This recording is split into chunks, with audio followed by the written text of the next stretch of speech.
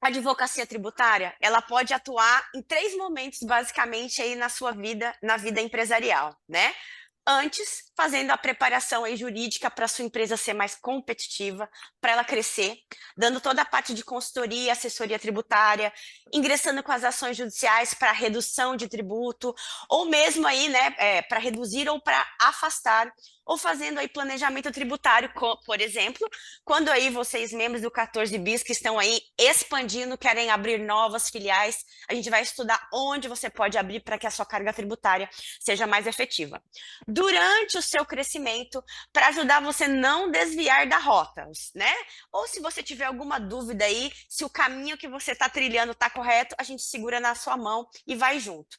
Agora, depois que aconteceu ali o probleminha, a gente está com você se você desviou da sua rota ou você deixou dinheiro para trás. Seja recuperando créditos que vocês conhecem, fazendo uma defesa tributária de um auto de infração, enfim. E se você é uma pessoa física ou está com problemas fiscais na Receita Federal, na Secretaria da Fazenda ou na Prefeitura, a gente também vai ajudar. Mas hoje eu quero falar sobre o antes. Eu quero saber se vocês já pensaram no futuro da empresa. E por quê? Porque você provavelmente já deve ter ouvido falar da reforma tributária e você já pensou como que essa reforma tributária vai afetar a sua vida, o seu lucro e o seu modelo de negócios? Pois ele vai ser afetado, meu amigo. Agora, a primeira pergunta que foi a campeã aí, né? A reforma já foi aprovada? Não, não foi. Neste ponto, fiquem tranquilos. Fiquem tranquilos, porém não durmam no ponto, porque você tem que acompanhar tudo o que está acontecendo, porque nos próximos anos isso vai impactar demais no seu negócio. No dia 6 de julho de 2023, a Câmara dos Deputados aprovou o texto base da PEC, né, que é um projeto de emenda constitucional 45. Então, eles aprovaram. Agora, esse texto vai seguir para o Senado. O Senado muito provavelmente vai fazer modificações, tá? Se ele não fizer modificações substanciais, essa matéria vai ser votada e aí pode ser, diz a lenda, que será promulgada até o final do ano. Se houverem mudanças substanciais no texto, volta para a Câmara de novo, tá? E assim, quando a gente fala em reforma tributária, de que reforma tributária nós estamos falando? Na verdade, essa reforma tributária da PEC 45 é só a reforma tributária sobre os tributos sobre o consumo. A reforma tributária com a qual eu estou bastante preocupada é a reforma da renda. Essa ainda não foi analisada. Então, quando vocês forem olhar para o negócio de vocês, vocês têm que pensar nas duas coisas. O que, que vai ter de alteração nos tributos sobre consumo e o que vai ter de alteração nos tributos sobre a renda.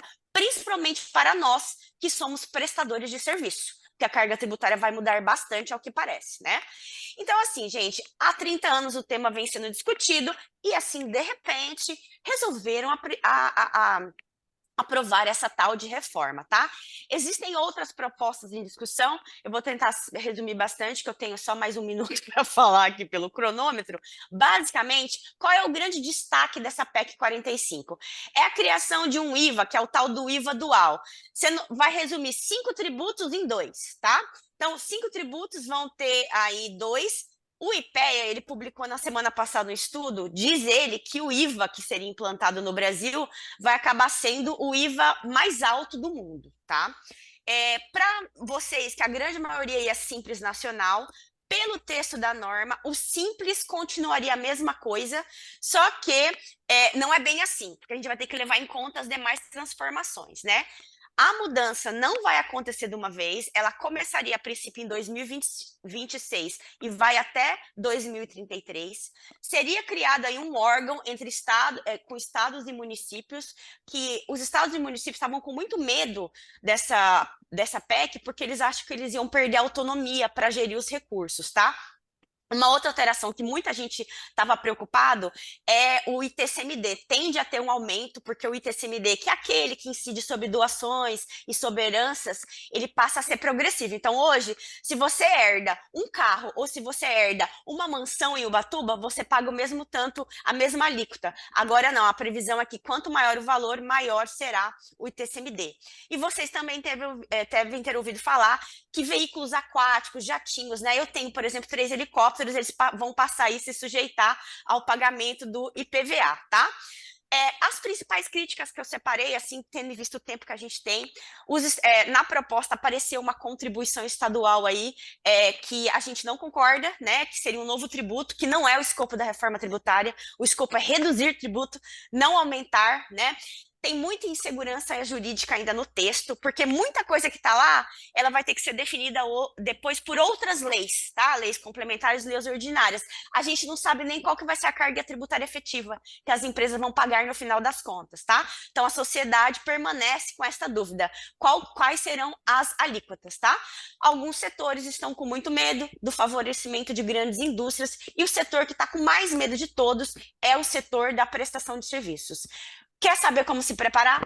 Me manda uma mensagem aqui no privado, tá? E para eu não extrapolar o seu tempo, porque eu sei que temos que controlar, tá na Veloso Advogado Empresarial e Tributária, tá aí o meu contato se você precisar tirar alguma dúvida.